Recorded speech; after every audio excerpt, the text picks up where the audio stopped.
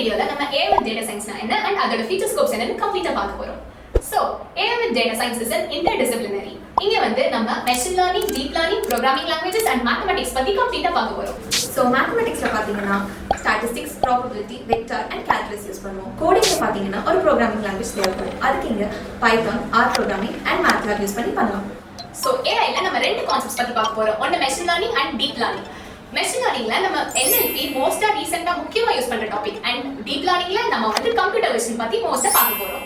So இதில் ஸ்கோப்ல என்னன்னு பார்த்தீங்கன்னா data scientist, data analyst, business analyst, data engineer and algorithm developer ஆகலாம்.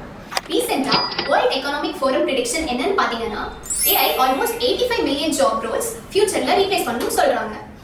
AI இப்போ எல்லா இண்டஸ்ட்ரியிலும் ஃபாஸ்டா க்ரோ ஆயிட்டு இருக்கு. For example transportation, software, trading and business. நீங்களும் அதில் ஒருத்தராக இருக்கணும்னு ஆசைப்படுறீங்களா? இன்னும் எதுக்கு வெயிட் பண்றீங்க? சிஸ்ப்ரோல AI with DS கோர்ஸ் இப்போவே என்ரோல் பண்ணுங்க.